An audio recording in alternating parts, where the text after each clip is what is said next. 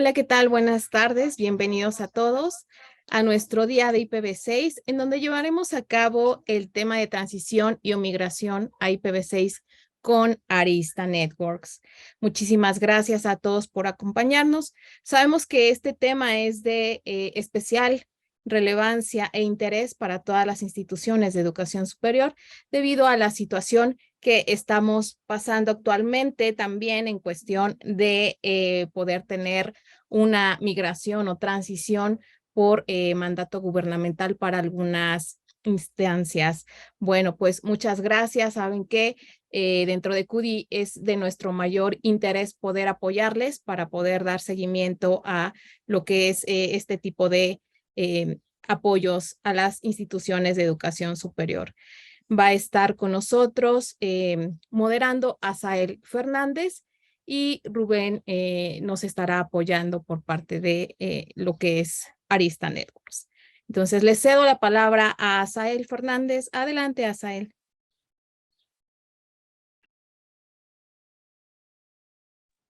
¿Qué tal? Buenas tardes. ¿Cómo están? Bienvenidos a este día de IPv6, ahora de la mano de Arista. Déjenme compartir la pantalla. Un momento.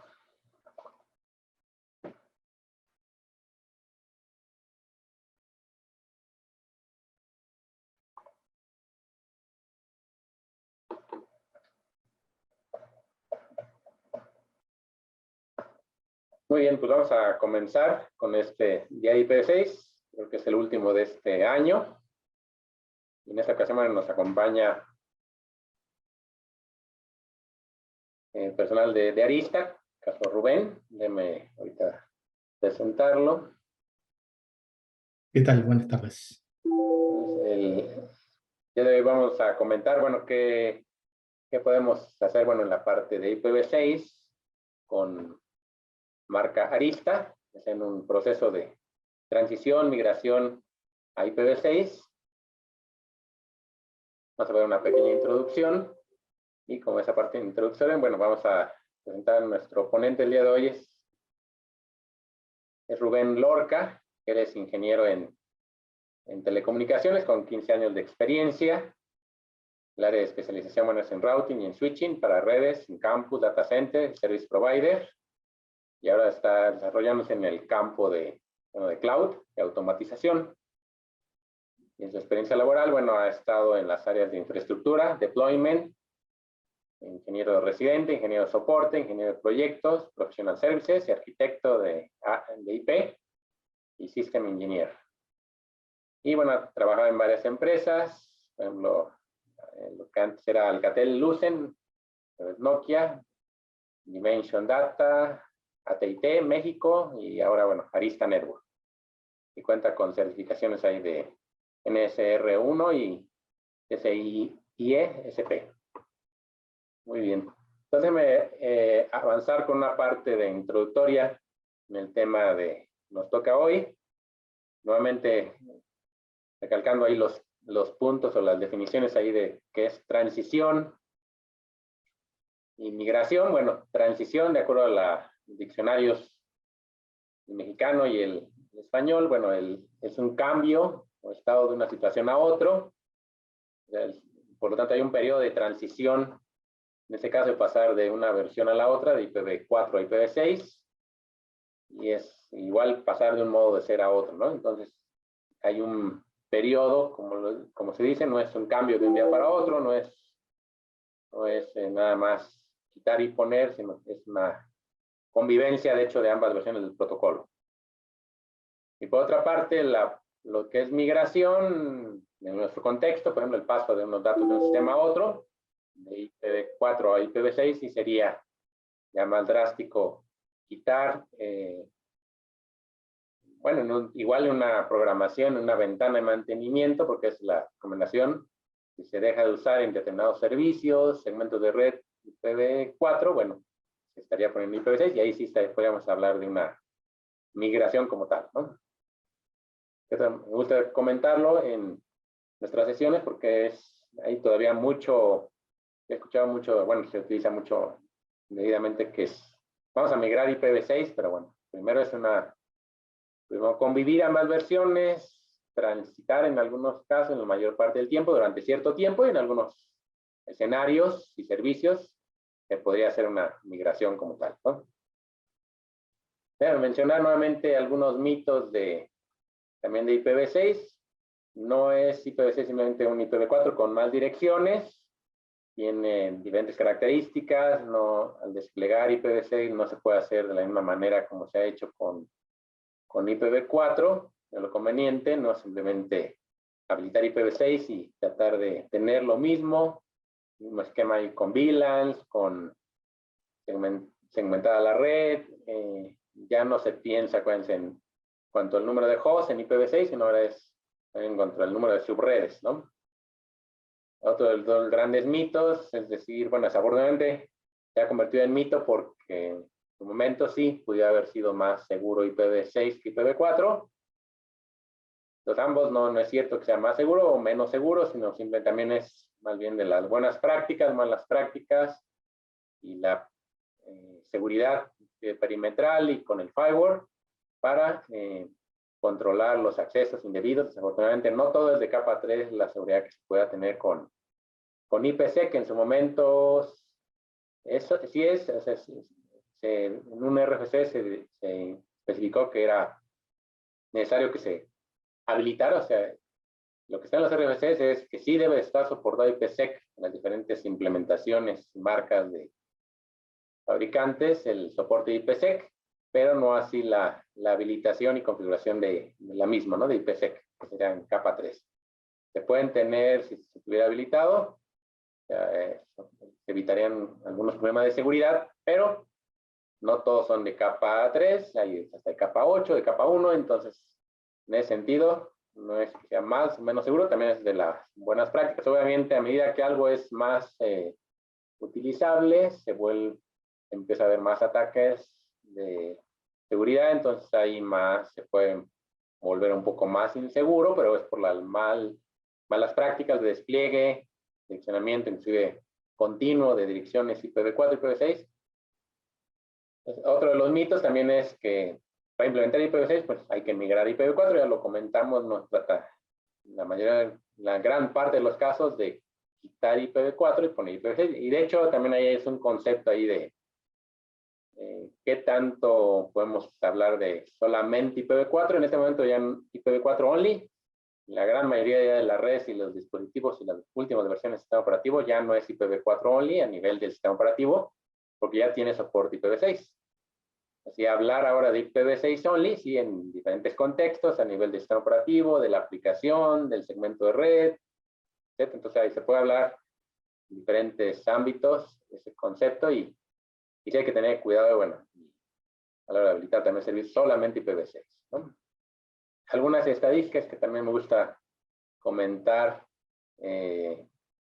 cómo estamos todavía actualmente. Bueno, por ejemplo, en el caso del proveedor de servicios de contenido de Google, los usuarios de Google, un 42% ya de los usuarios de esta plataforma, ya a nivel mundial, han llegado a tener ya soporte en IPv6.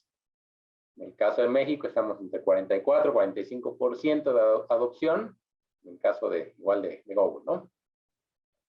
Y por ahí, bueno, algunas proyecciones, bueno, en este periodo todavía de pandemia que nos encontramos, sigue habiendo crecimiento, mejor no al ritmo que quisiéramos, pero bueno, hubo un buen crecimiento incremento de IPv6, de sitios web habilitados, para IPv6 en México, precisamente por el confinamiento. O sea, regresamos un poquito a la gráfica ahí de Google.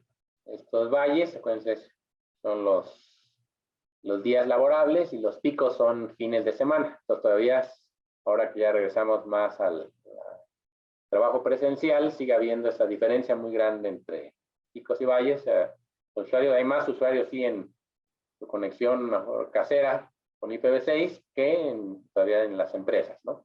Entonces por eso hay esa diferencia y se redujo un poquito cuando estábamos en confinamiento total o más amplio, porque estaban laborando el lunes a viernes, bueno, pues, propios hogares, se tenía el ISP IPv6, por eso se incrementaron los porcentajes, ¿no?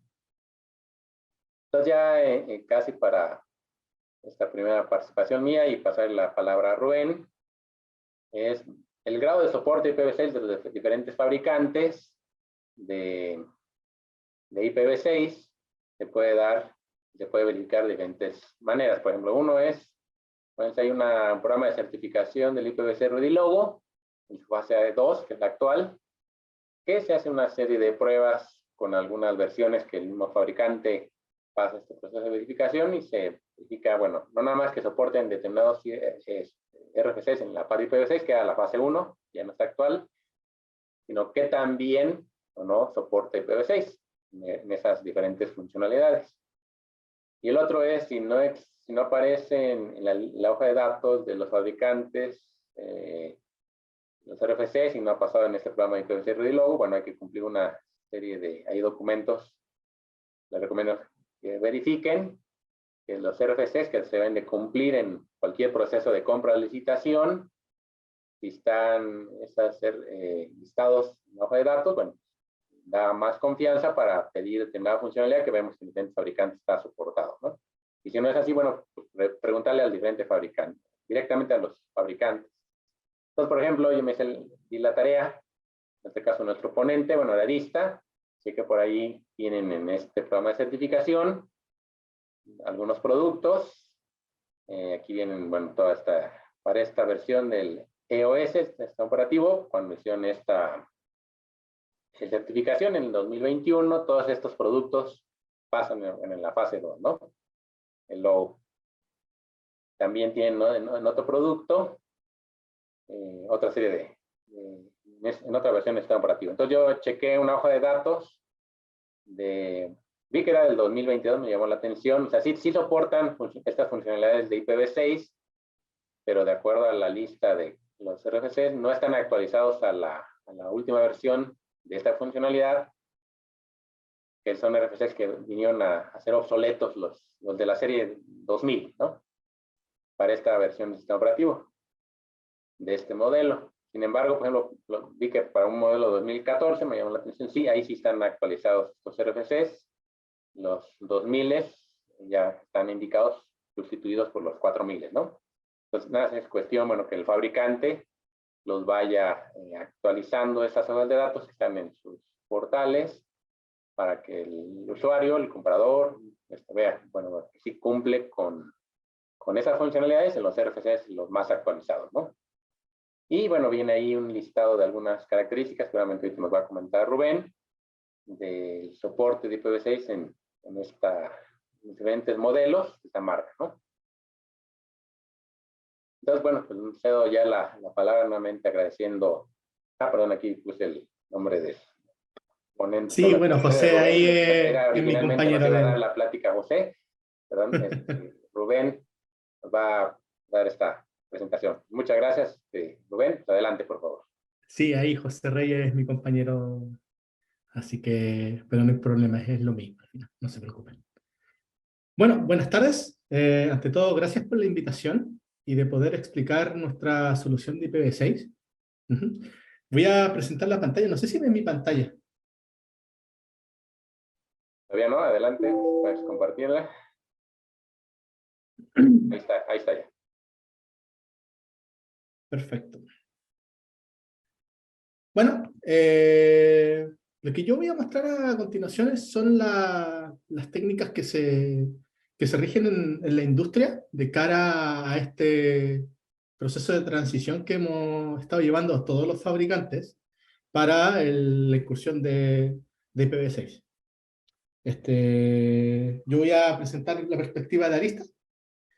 Y bueno, en la introducción ya quedó bastante claro las cosas que podemos soportar, los equipos que se soportan y las versiones de sistema operativo donde se están soportando. Actualmente nosotros estamos en la versión 4.28, así que esa versión 4.23 que mostraron es una versión ya de varios años atrás, entonces muchos releases se han ido mejorando con el paso del tiempo y ahora estamos en esta etapa en donde ya básicamente hemos evolucionado en cuanto a ya no solamente soportar IPv6 a nivel plano, sino que ya en otras tecnologías que básicamente a través de MPLS, a través de PXLAN, MPN, en el overlay, tanto de unicast como multicast, etc. Ok. Vamos a empezar a hablar primero de los fundamentos de IPv6, para que más o menos todos tengamos un marco de referencia. Me imagino que aquí ya todos son, y de todas maneras, expertos en este campo, pero de todas maneras voy a tocar aquí algunos temas fundamentales para que todos estemos en línea, si se quiere decir. Básicamente, tenemos, en rigor, los más usados son 4 tipos de direcciones IPv6.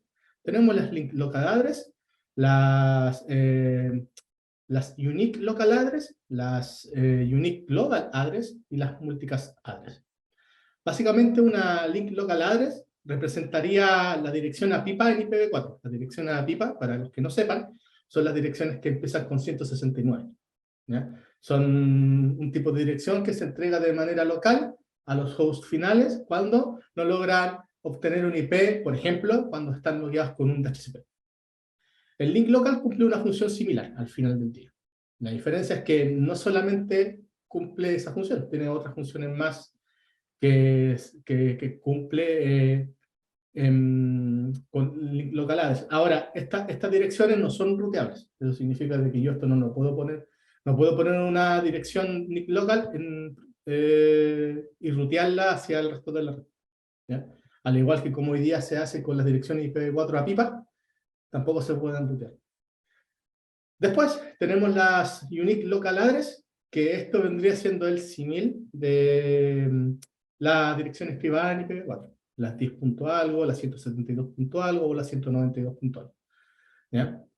Las direcciones, bueno, en el diagrama se muestra cómo se inicia, en la diapositiva, ¿verdad? Se muestra cuáles son los primeros dígitos con las que se identifica esta dirección. ¿Ya? Y estas sí son ruteables. Por otro lado, bueno, ahí yo, para el caso del Unique Local Address, además, eventualmente ahí yo puse la sigla de ND, Network Discovery. Básicamente ese es el protocolo para entregar información adicional a las direcciones IPv6, junto con que además tiene una serie de features que están al día de hoy también incorporados en IPv4, como la detección de direcciones duplicadas, por ejemplo, como también ¿cómo se llaman? Colocar router advertisements. Bueno, también como ustedes sabrán, el Network Discovery es el reemplazo de ARP para lo que es IPv4. En IPv6 se ocupa el Network Discovery. Básicamente, todos los features que mostraron en la introducción, que están relacionados con el Network Discovery, nosotros soportamos, sin ningún problema. ¿Ya? Y se ocupa más que todo en conexiones en donde básicamente se encuentran en un mismo dominio de broadcast. Después tenemos las Unique Global Address, en donde estas son ruteables, pero además son públicas. Son las que podemos, con esas direcciones, anunciarnos hacia el resto de las redes, hacia Internet, básicamente. Y por último, están las direcciones multicast, ¿ya? En donde es para el uso de aplicaciones basadas en streaming, ya sea para lo que es IPTV o alguna otra aplicación relacionada con transacciones. Que en IPv4 eso ya está, pero también obviamente está en IPv6. Y bueno, en el marco teórico esa es la dirección que maneja para lo que es el multicast. En lo que es capa 2, obviamente, en IPv4 para la señalización de multicast se ocupa el IGMP, en el caso de IPv6 se ocupa MLD, y para la parte de routing de multicast se ocupa el PIN. Eso es tradicional, nosotros también soportamos PIN para versión 6. No sé, una cosa, si tienen alguna consulta, pregunta, por favor interrúmpanme, no tengo ningún problema en contestar. Ahora, si quieren dejar las preguntas en la sección final, ningún problema también, ¿ya? Pero están invitados a que cualquier duda que tengan en el transcurso de la presentación, no tengo absolutamente ningún problema en que me interrumpan y contestarla a la brevedad posible. No sé si tienen alguna pregunta relacionada con esto. Yo creo que no. Aquí creo que todos se manejan básicamente en estos conceptos básicos. Pero, no sé, ¿alguna consulta adicional que tengan? ¿Alguna duda? Hay una pregunta en el chat. Pregunta Leticia. No sé si la vemos, la pregunta, o la leo.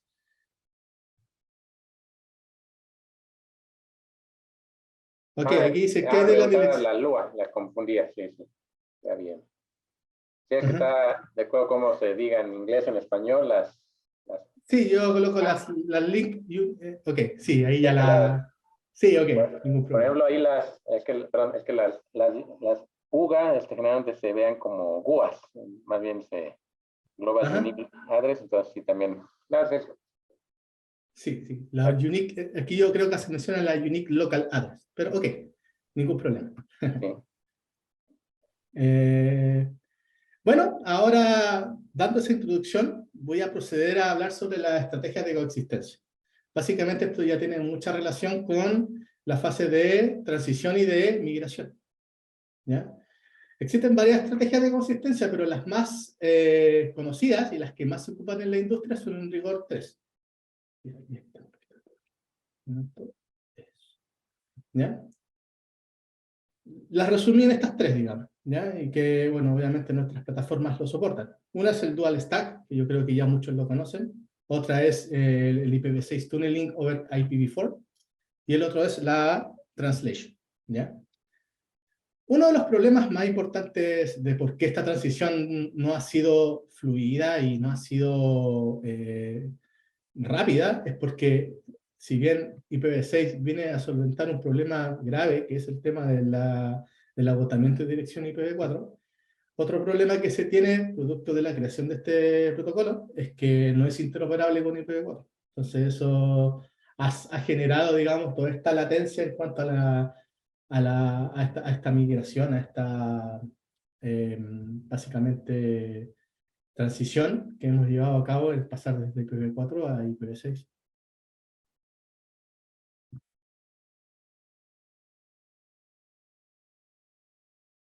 Ahora voy a proceder a hablar de la primera estrategia de coexistencia, que sería el Dual Stack. ¿Okay? Básicamente, Dual Stack habla de eso, de que un elemento tenga la capacidad de comunicarse a través de estos dos protocolos al mismo tiempo, básicamente en IPv4 o en IPv6. Eso en simple.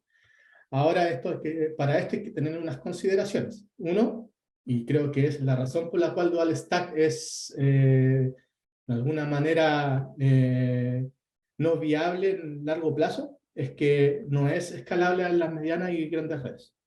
Y voy a poner un ejemplo. En este caso, si se fijan, tengo dos elementos de red donde conectan un servidor y está conectado al lado derecho un usuario.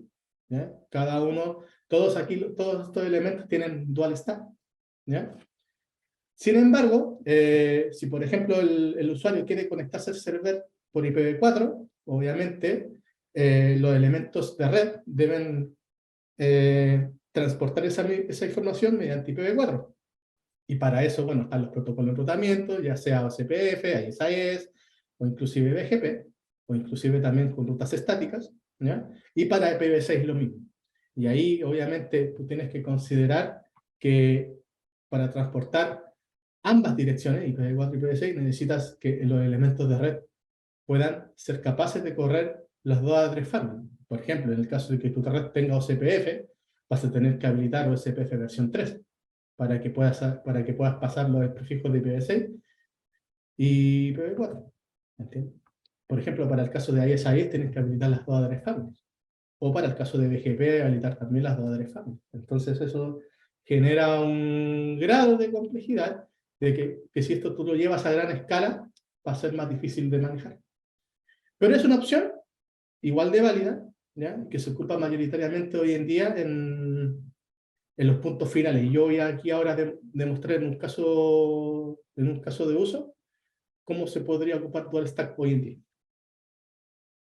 Después, bueno, vienen todas las tecnologías de tunneling sobre IPv4. Y aquí, bueno, tenemos las más conocidas. Básicamente, hoy en día, para lo que es comunicación punto a punto, tenemos los túneles GRE y IPsec. Básicamente, hoy día se soporta, digamos, la industria, y nosotros particularmente, soportamos IPv6 sobre estos túneles, pasando tráfico IPv6 sobre estos túneles GRE o túneles IPsec.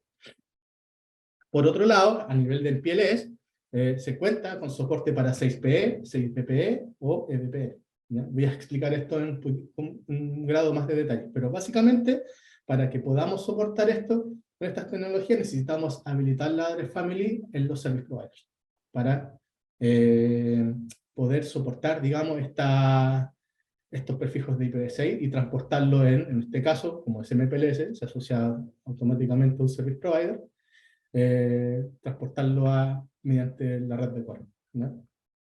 Y bueno, y finalmente también tenemos las tecnologías data center, en este caso puntual VXLAN, ¿ya? En donde tanto a nivel de FLUT como a nivel de VPN también soportan el transporte de prefijos IPv6 sobre una infraestructura en IPv4. Aquí no sé si tienen alguna pregunta hasta acá.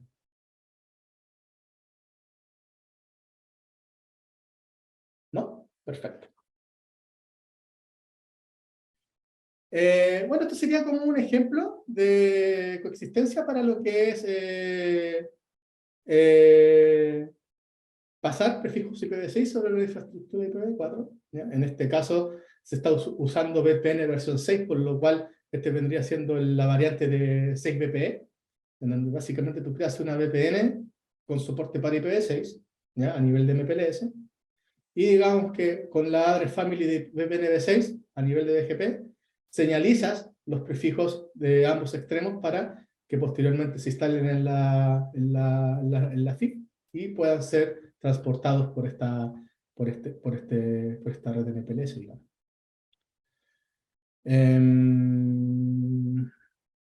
Una consideración que se tiene que tener con esto es que en esta solución, por sí sola, ¿ya? Solamente se permiten flujos de IPv6. Si, por ejemplo, tú quieres hacer una comunicación entre un servidor IPv4, pero con usuario IPv6, con esta solución, así como está hoy en día, no va a funcionar, no vas a tener la comunicación deseada. Y para eso necesitas tú contar con otro elemento adicional para poder hacer esa comunicación. Y aquí viene la tercera parte, que es los métodos de translation, ¿ya? En donde básicamente nosotros soportamos los tipos de NAT, el tipo de NAT 64 en su versión stateless y en su versión stateful. En estos casos, básicamente, bueno, aquí yo hago la diferencia, digamos, para refrescar más que todo. Aquí me faltó una L, disculpen.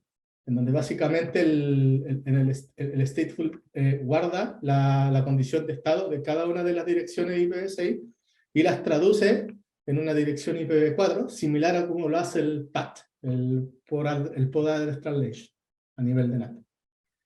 Y bueno, aquí yo hice un flujo unidireccional, pero en rigor este tipo de NAT soporta los dos flujos, digamos, tanto origen-destino como destino-origen, con esta tecnología de Stateful NAT 64. Y por otro lado también está el stateless, que esto es más parecido a lo que sería como un NAT dinámico. Aquí la comunicación es 1 a 1, en donde una dirección IPv6 se traduce a una dirección IPv4 de un pool determinado y se manda hacia el public server. Para eso, uno tiene que considerar el elemento adicional para hacer esta traslación. Básicamente, tú necesitas un elemento que, por cierto, nosotros lo tenemos. Nosotros tenemos varios equipos que hacen este trabajo de manera nativa. Y hacer que la comunicación, básicamente, para servicios de IPv6 para usuarios de IPv6 sobre servicios que actualmente están montados en IPv4, puedan comunicarse. Hasta aquí, no sé si tienen alguna pregunta.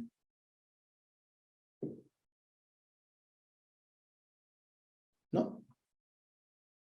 Perfecto. Posteriormente ahora hablaremos de algunos casos de uso.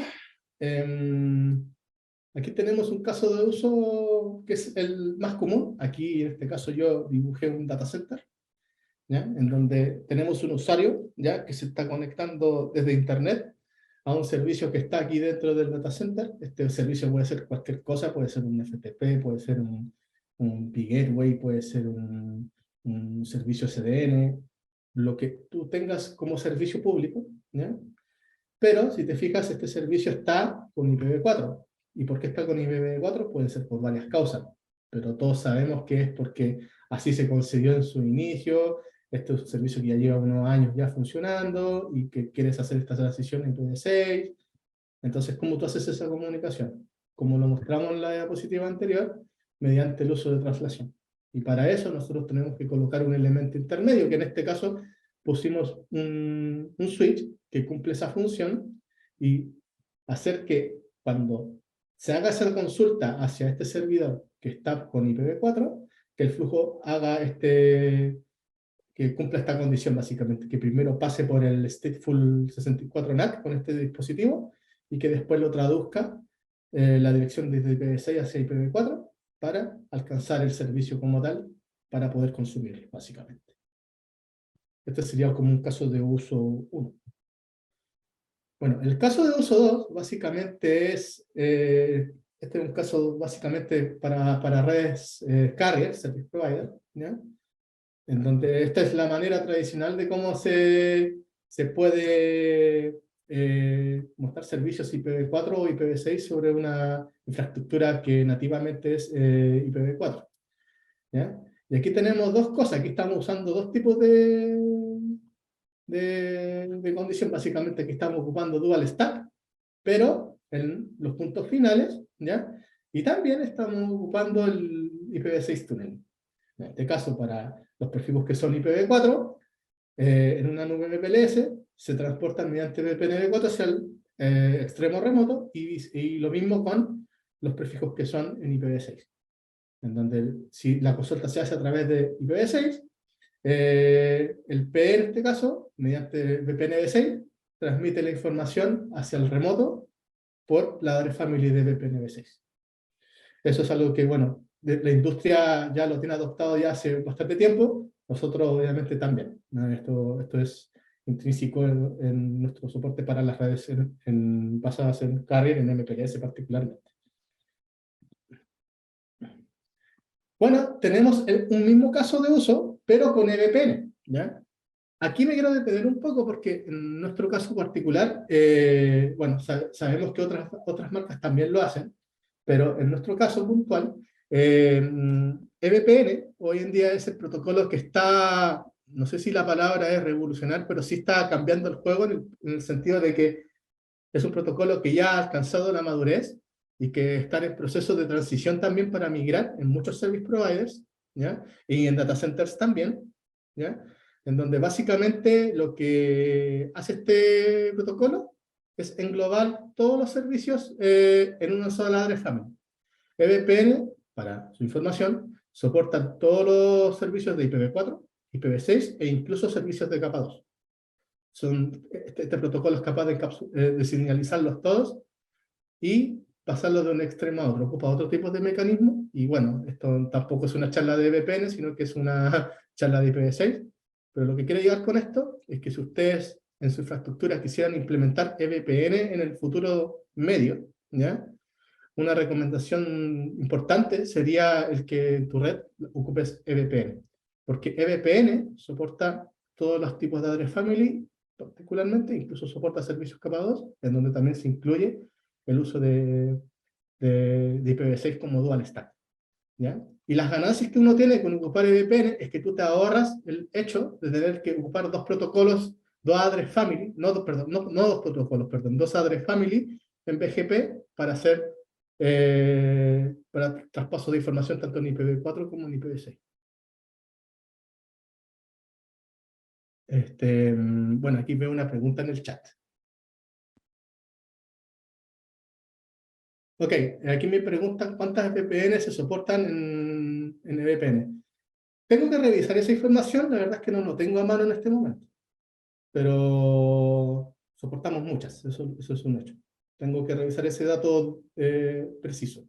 Y también obviamente va a depender del equipo en cuestión, ¿ya? Tenemos una gama de equipos que soporta EVPN y cada uno tiene características que hacen que manejen más VPN o menos VPN dependiendo del rol del equipo en cuestión. Bueno, aquí también me están preguntando si se requiere de un licenciamiento adicional. Para el caso de VPN, creo que sí. Hay que considerar un licenciamiento para el uso de este protocolo adicional. Pero el costo es mínimo. Ahí, bueno, los costos ahí están relacionados más con el account manager. Pero sí, tienes que considerar ese tema también, el tema de que para poder correr el VPN necesitan tener la licencia, aunque de ahí, bueno, voy a revisar ese dato, porque creo que hay algunos equipos que no es necesario, pero déjenme confirmar eso. No sé si hasta aquí tengan otra pregunta, muchachos.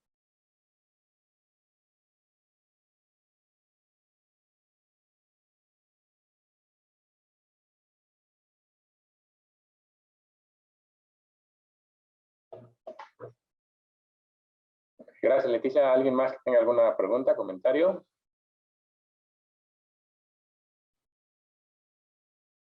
¿No? Yo nada más una cuestión, Rubén. Bueno, aquí en los ejemplos estás usando el prefijo 2002, que es desde el mecanismo de transición de 624. ¿Ustedes también soportan el que viene a sustituir a 624, que es el 6RD? ¿Perdón? ¿Me puedes repetir la pregunta? Sí, sí, aquí en los ejemplos estás poniendo el prefijo 2002, que es el que se Ese es utiliza de 624. el Unique Global Address. Sí, sí, pero acuérdate que el prefijo 2002 es el que se ha utilizado para el mecanismo de transición 624. Ahí te lo pongo aquí. Ok, el ok, eso es una... que Sí, viene nosotros sí soportamos eso, pero yo lo puse como modo de referencia, no lo puse como ok. un... Sí, sí, pero sí Sí, lo soportamos. no, pero Ujú, el 624 viene a ser sustituido por el 6RD, o es lo recomendable. correcto. Porque normalmente cuando se utilizaba 624, se utilizaba, bueno, lo que se llama 624 Relay, y todo eso, Ah, y esos normalmente estaban ah, fuera de nuestra infraestructura. Entonces, por eso ujú. con el 6RD es montar, si se quiere hacer con ese mecanismo, Ok, el montar, 6RD, el ajá. 6RD es propietario, tengo entendido. En ese punto nosotros no lo No, soportamos. es lo que se llama Rapid Deployment, es el que viene a sustituir a utilizar el que normalmente da contenido. Por ejemplo, un ejemplo, digo, por mencionar, ¿no? Máquinas con sistema operativo de Microsoft, lo que sucedía es que se generaba un túnel automáticamente con este mecanismo de 624, pero se conectaba uno a equipos que están fuera de la infraestructura. Entonces, aunque uno fuera administrador de red y como eran túneles, uno veía el tráfico como IPv4. Entonces, Correcto. por eso es que surgió este mecanismo que más bien es tener todo dentro de tu infraestructura con un prefijo, no necesaria, ya no es necesariamente un Entiendo. prefijo en Sí. particular, sino el prefijo que tú tienes en tu propia infraestructura. Por Ujú, eso es que ujú. nada más aclarar eso para que no se confundan los asistentes, que ese prefijo 2002, y ahí tienes embebida de hecho una dirección IPv4, era el que se utilizaba normalmente. Entonces, por eso preguntan, en sus equipos sí soportan el 6RD, ¿no? No, no, ¿No? ok, sí, ahí yo tengo una confusión, disculpa. No, efectivamente nosotros no tenemos el soporte para 6RD, solamente soportamos NAT64. No está relacionado con NAT, sino más bien les digo, el 2002 era el que se utilizaba en 624, que es un mecanismo en realidad que va de salida, precisamente por lo que comento de que tenías que para tener mayor control de que toda la infraestructura estuviera dentro de tu campus, de tu sistema autónomo. Entonces nada más es cuestión de que, digo, aclarar eso, que, o sea, convendría no hacer los ejemplos con ese prefijo, porque sí es el mecanismo, ese prefijo ya inclusive está hasta filtrado en algunas sesiones de BGP, ¿no? Y nada más que aclarar eso, entonces, ustedes no soportan como tal el 6RD, pero sí soportaron en su momento, bueno, 624, ¿no? Y en la parte, digo, aprovechando ahorita en que estamos comentando en NAT64, también soportan toda la parte complementaria que sería NAT64, DNS64, una solución de ese tipo.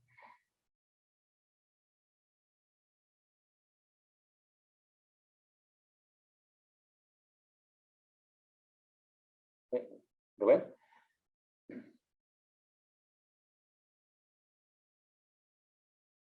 No sé si me está escuchando.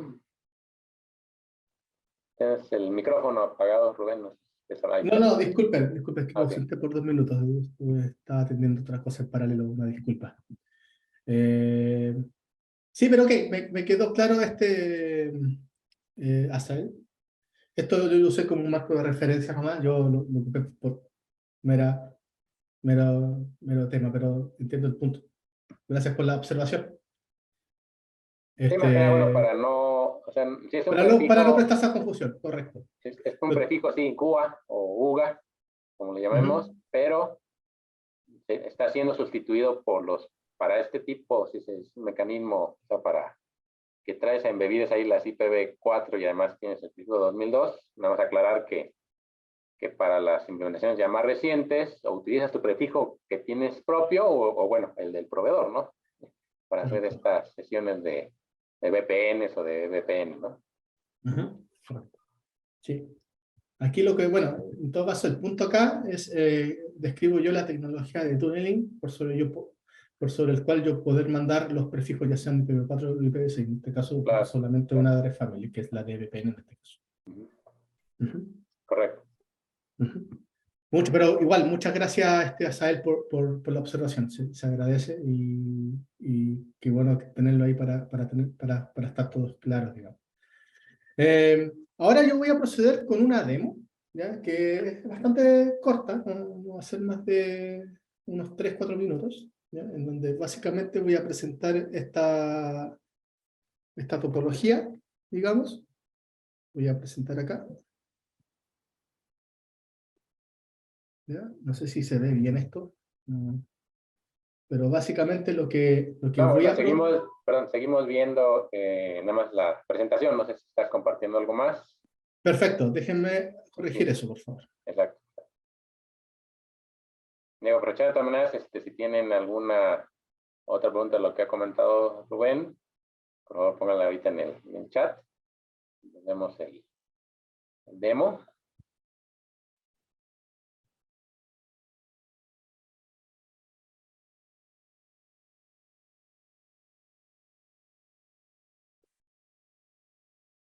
Ahí, Ahora sí vemos ahí una topología, topology. sí, básicamente esta es una solución basada en VXLAN. No sé Tenemos si un la Leaf puedes 1. hacer en pantalla más grande o... Voy a ver si puedo. si Sí, una puedes, sí. disculpa. Sí, No se puede, digo, no hay problema. Ahí en slideshow, ¿no? Arriba. por ahí creo que está Al mejor, ¿no? ángulo superior derecho, ahí también al lado de share, creo que se puede poner en slideshow, ¿no? Clic ahí. Zoom out, zoom in. No, hasta arriba, donde está el share, al lado izquierdo dice slideshow. Creo que ahí si le das clic ahí ya se presenta pantalla más grande. Me parece. No lo ¿No? encuentro. Okay. Ok, no hay problema. Ok. Bueno, básicamente este es el diagrama. Si se fijan, no sé si se puede ver, la verdad. Pero en ambos extremos tengo dual stack, ¿ya? Y lo que vamos a ocupar aquí como transporte es VXLAN. Se generan unos flood lists de manera manual. Aquí no estamos ocupando VPN, ¿ya? De momento ignoren el servicio de CBX. Esta es otra forma de construir flood list. Bueno, un flood list es básicamente una lista de equipos remotos quienes atienden servicio. En este caso, en el caso del Leaf 1, para poder transmitir información hacia el Leaf 2, yo necesito no solamente conocer a nivel de routing, sino que además agregarlo a mi flood list y decirle que, oye, este Leaf es el que te está inyectando servicios también. No vamos a entrar en muchos detalles, pero básicamente así es una de las modalidades con las que funciona VXLAN, ¿ya? Y lo importante que quiero mostrar acá es que estos elementos están en el mismo dominio de broadcast, ¿ya? En este caso para IPv4 y para IPv6. Y lo que quiero demostrar ahora es que el proceso de encapsulación que tiene VXLAN con esta solución es independiente de que si tu elemento tiene IPv4 o si tiene IPv6. ¿Ya? Voy a presentar aquí, voy a volver a parar esto, que creo que yo aquí lo tengo aquí está. Y ahora volver a compartir. Perfecto. ¿Ya? Este es el elemento que está del lado izquierdo. Voy a refrescar aquí para conectarme. ¿Ya? Este es el host 1 y vamos a revisar las características de esta interfaz. Y si se fijan, es una interfaz pura y simple, con IPv4 y con IPv6. ¿Ya? Vamos a hacerle, bueno, vamos primero a revisar el host 2. Vamos a volver a refrescar aquí. Este es el host 2. ¿Ya? Si se fijan, esta es la dirección IP del host 2 y con su respectiva dirección IPv6, ¿cierto? Y esto está separado a través de estos leafs que yo mencioné anteriormente. Déjenme conectarme a ambos extremos para que se pueda ver.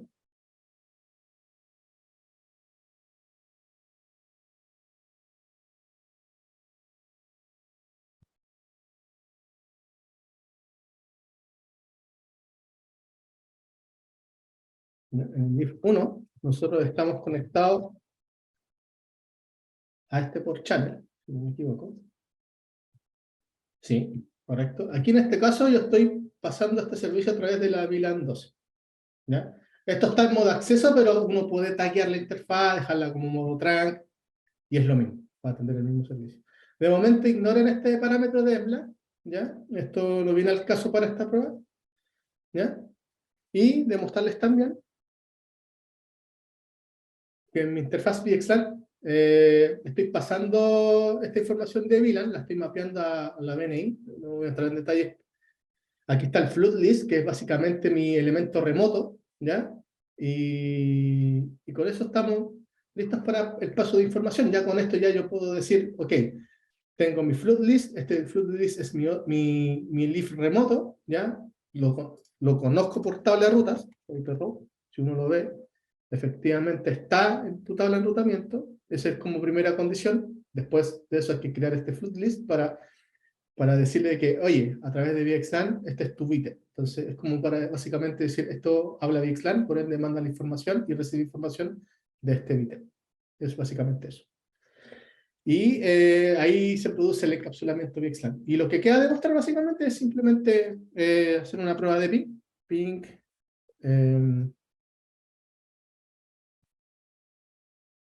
Al extremo de acá, ¿cierto?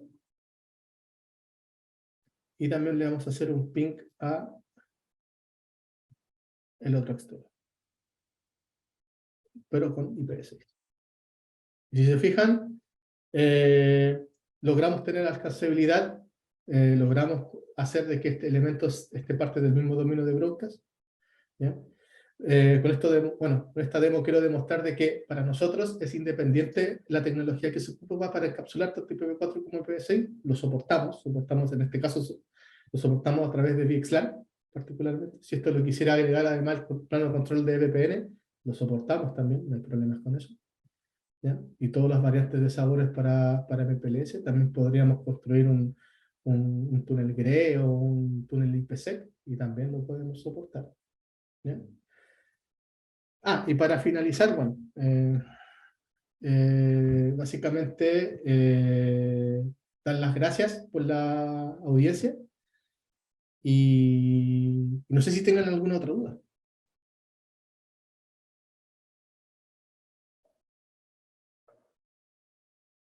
¿Alguien tiene alguna pregunta? Ahí en el ping era en la dirección IPv6, no era terminada en 2002. No, aquí en este caso yo configuré en un escenario en donde yo configuré una dirección ULA.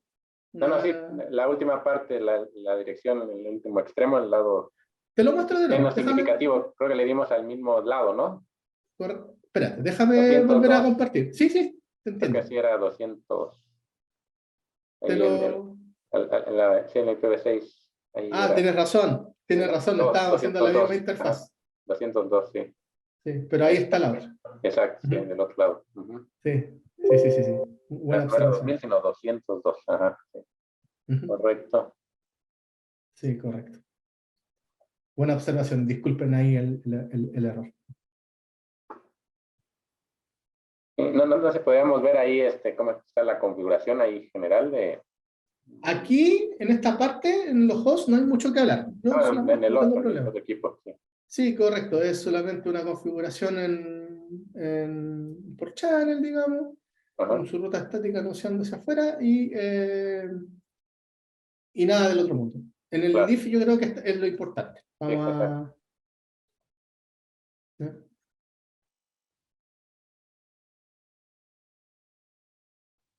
Aquí, bueno, lo primero que hacemos es crear la VLAN 12, ¿ya? Que es para poder transportar, para poder generar la VLAN local, de manera local en el equipo, digamos. Posterior a eso creamos el port channel que atiende el servicio del host 1 en este caso, ¿ya? En este caso la pusimos como modo de acceso, pero yo podría configurar el port channel como trunk abajo, configurar una VLAN, una interface VLAN o una SBI o BBI, colocarle la misma IP que es la que tiene el host 1, troncalizar el port channel y taguearlo con trunk y va a funcionar igual, ¿ya?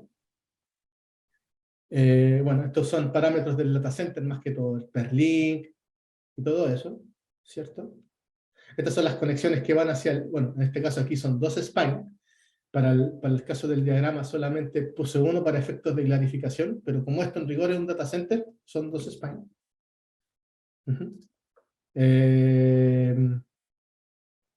Y bueno, la interfaz que está asociada al host, básicamente. Después, tenemos estas loopbacks que son para el anuncio del VTEP. En este caso nosotros estamos ocupando como loopback de VTEP, y en el Lift 3 es otra, para que...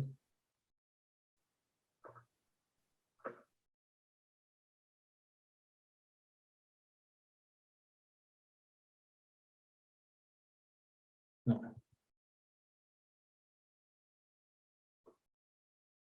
Espérenme.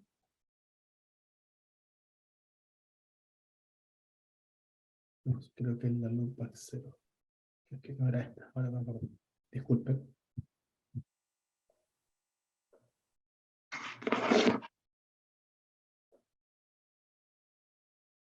Esa. Esa es la que estamos ocupando nosotros como VTEP. Vamos a volver al div 1.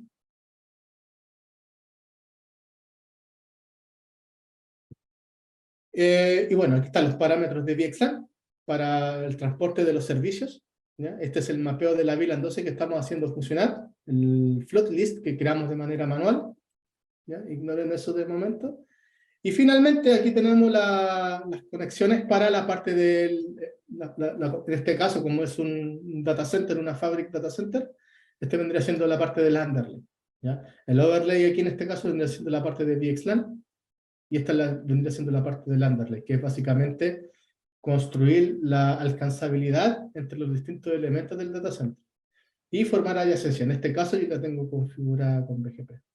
¿Se puede hacer esta infraestructura con OSPF, con ISIS? Sí, pero nosotros como compañía y como industria, y siguiendo los estándares de la industria, nosotros recomendamos BGP como protocolo del transporte tanto a nivel de underlay, pero también de overlay en el caso de que se requiera usar EVP.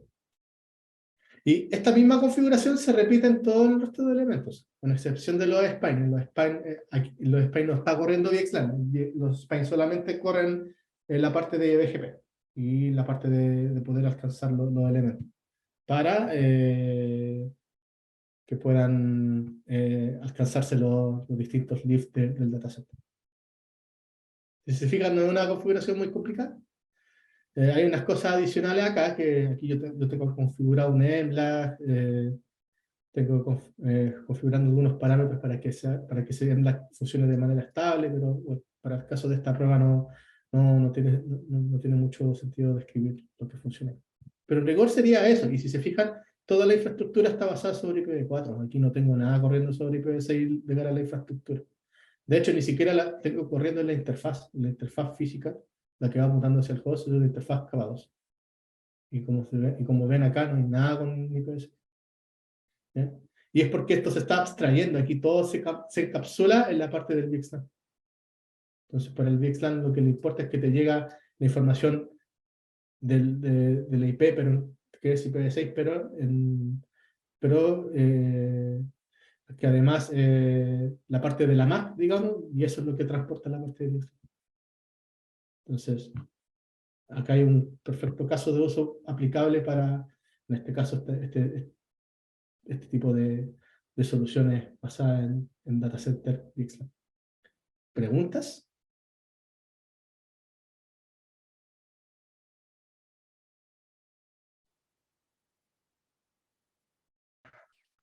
Bien, ¿alguien tiene alguna pregunta, comentario? Acá estamos a punto de concluir la sesión, si no hay preguntas, comentarios. Sí, bueno, si no hay más preguntas, una vez más agradecer la invitación. Si quieren volver a repetir la charla, con gusto, aquí estoy para servirles. Ahí, bueno, ustedes tienen mis contactos. Y bueno, y ahí yo veo unas Sí, leyendas ahí de... ahorita aprovechando en lo que alguien más se anima, por ahí vi que tienen esa, bueno, ya comentamos lo de VPN, VPN, por ahí vi que tiene esa funcionalidad que se llama Unique Reverse Path Forward, no sé si Sí, quieres comentar de algo hecho, al respecto. sí, de hecho la soportamos, tanto a nivel de strict como a nivel de luz, que es ¿De qué, básicamente perdón? Soportamos los dos modelos, el modelo estricto y el modelo luz.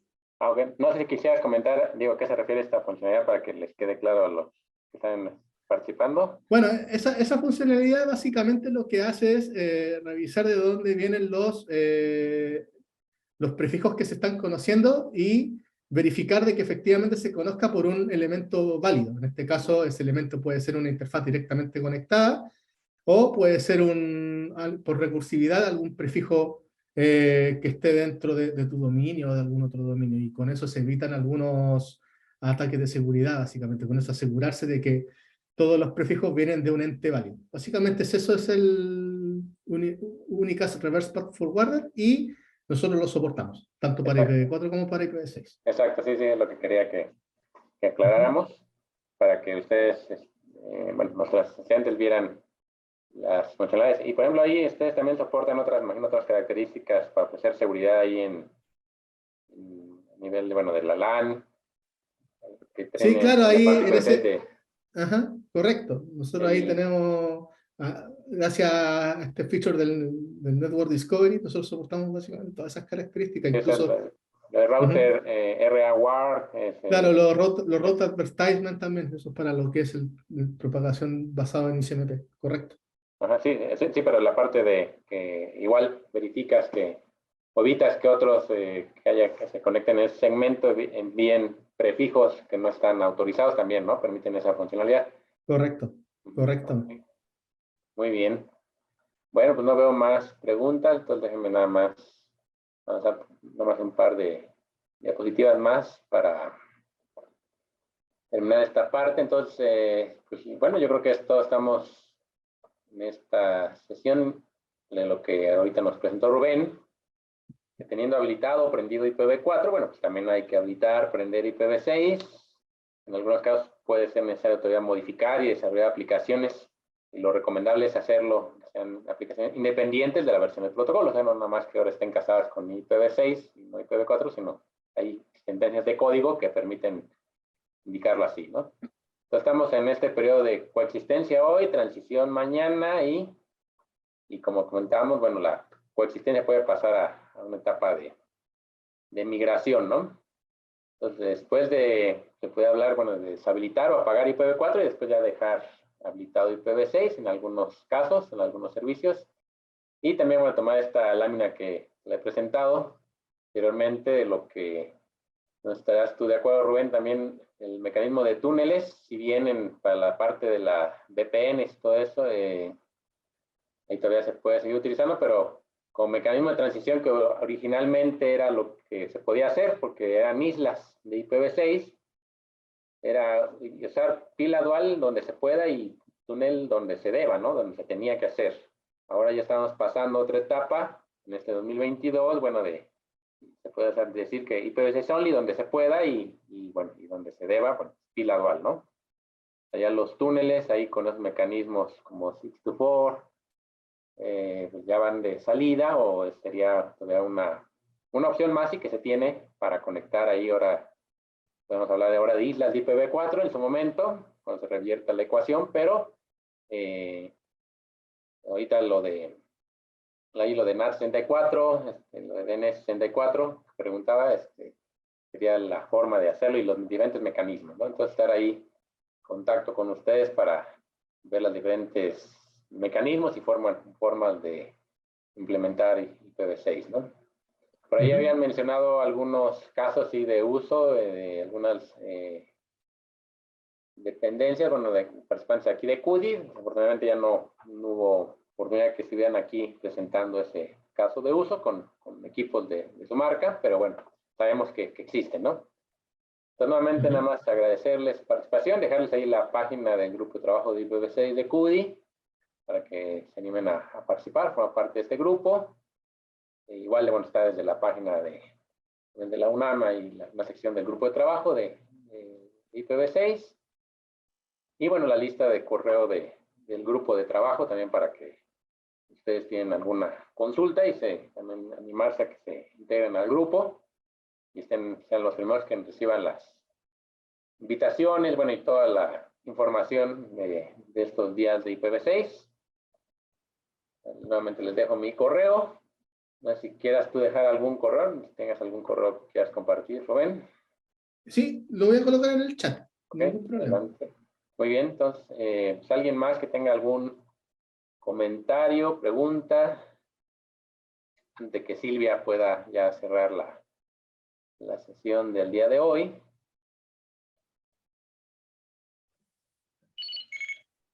Muchas gracias, Asael. Bueno, pues más que agradecerles su participación y su apoyo, Arista, muchas gracias por la participación de Rubén y todo, vaya, el expertise que nos presentaron el día de hoy. Para nosotros es de gran importancia poder contar con estos apoyos de diversos fabricantes para darles ese portafolio a las instituciones de educación superior en posibles soluciones que puedan tener, y en este caso, pues sobre el tema de IPv6. Muchas gracias a todos por su participación y no se olviden, los invito para que el día 30 de noviembre nos puedan también acompañar a las 13 horas en Ciudad de México a un evento en conjunto con Cisco, Viviendo entre Hackers, en donde a través de Intelligent Networks nos van a estar apoyando en este tema que también a través del CECIR de CUDI se está llevando a cabo. Gracias, Asael, por tu siempre apoyo desde el grupo de trabajo de IPv6, del Comité de Desarrollo de la Red, y gracias a todos por su participación. Nos vemos en el próximo evento. Muy bien. Esperamos ahí ¿puedes poner tu correo, Rubén, rápidamente? Sí, mira, ahí lo escribí en el chat, pero Asael, mira, creo que tengo tu correo también, si quieres te lo mando por ahí. ¿Sí qué? Entonces, si quieres, se los comparto después. Sí. Ok, ahí está ya. Es que no lo veíamos. No te ahí está ya. Ahí está ya en el chat para los que tengan alguna consulta con Rubén, con el personal también de Arista. Nuevamente, muchas gracias, Rubén, muchas gracias, Arista, y muchas gracias a ustedes por su participación y buen provecho. Nos vemos en otra ocasión. Hasta luego.